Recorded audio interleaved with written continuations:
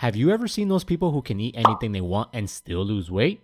Yeah, we hate them too.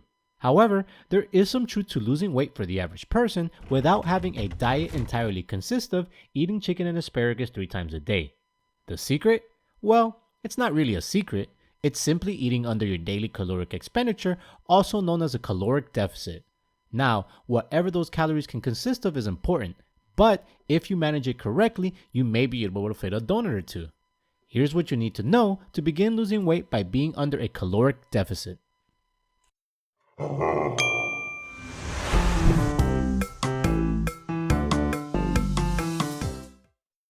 If you're new to the channel, make sure to hit the subscribe button and tap the notification bell to get notified of our latest video.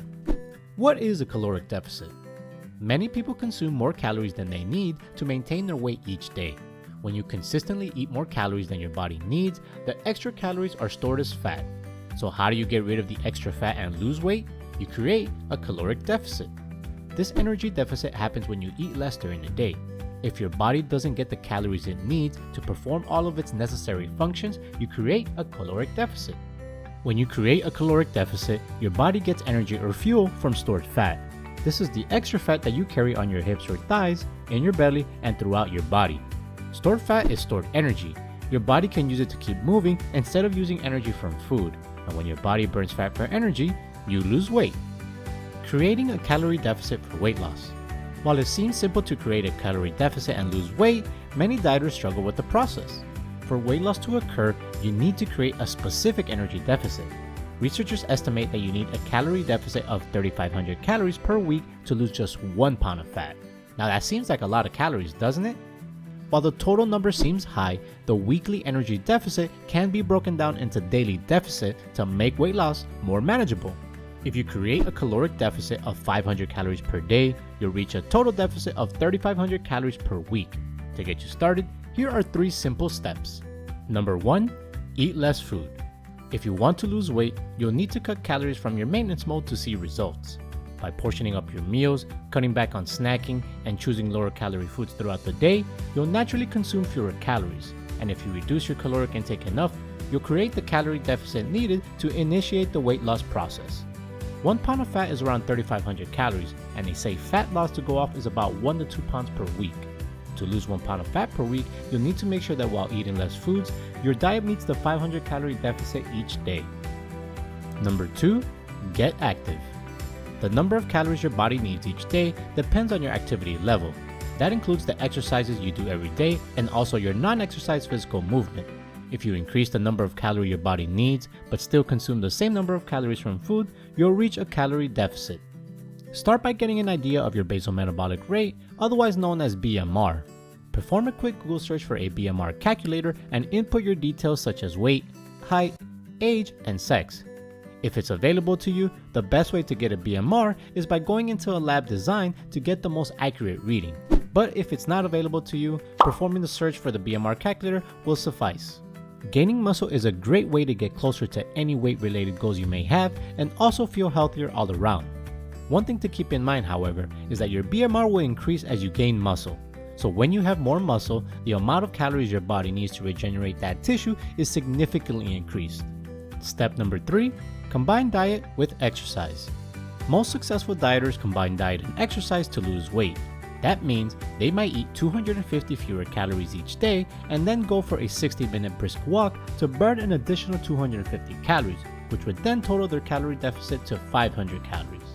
If you created a similar plan for each day, you'd reach the 3,500 calorie deficit needed for weight loss. It doesn't matter which plan you choose to create an energy deficit because different plans work for different dieters. But if you understand and create a calorie deficit on a regular basis, you'll be able to slim down to your goal weight in no time. Not too complicated, right?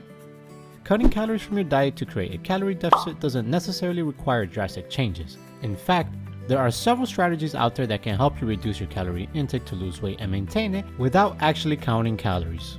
If you're struggling to hit that calorie deficit goal, here are 3 tips to help you eat fewer calories.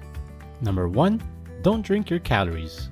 You may be able to eliminate several hundred calories from your diet simply by reducing or eliminating your intake of sugary beverages like soda, fruit juices, and specialty coffee drinks. Alcoholic beverages can also pack a significant number of calories if not taken into account. The calories from these beverages don't provide fullness, and in excess can lead to weight gain, heart disease, and diabetes. Number 2. Limit highly processed foods. Remember in the beginning of the video how I mentioned being able to fit a donut into your diet? You absolutely can, but they need to be limited because consuming too many highly processed foods are high in calories and low in satiety. The sugar, fat, and salt in highly processed foods, including sugary beverages, fast foods, desserts, and breakfast cereals, make these high-calorie foods highly palatable and encourage excess consumption. In fact, one study showed that people who were allowed to eat as much or as little as they wanted ate 500 more calories per day on a diet containing highly processed foods compared with a diet containing minimally processed ones. Minimally processed foods are rich in vitamins, minerals, and fiber and include foods like lean proteins, fruits, vegetables, nuts, and legumes. A diet rich in minimally processed foods will help prevent you from overeating and ensure you get the nutrients your body needs. If your current diet consists of many highly processed foods, slowly begin to replace those items with minimally processed ones. For example, swap sugary cereals with oatmeal topped with fruit, or swap chips with lightly salted almonds. And lastly, number 3, eat primarily home-cooked meals. Preparing and eating your meals at home allows you to control the ingredients and your portion sizes and therefore your calorie intake. One study showed that people who cook dinner at home 6 to 7 times per week consumed 137 fewer calories per day on average than people who cook dinner at home 1 to no times per week. Eating home-cooked meals is also associated with better diet quality and increased intake of fruits and vegetables, lower body fat levels, and reduced risk of heart disease and diabetes. What's more, frequently cooking at home can save you money. Becoming aware of your caloric intake can be helpful, especially if you're trying to lose weight. However, it's not the end-all be-all. According to experts, they recommend that focusing more on what you're eating instead of how much you're taking in is a lot more important. Calories are useful, but they are not everything when it comes to losing weight.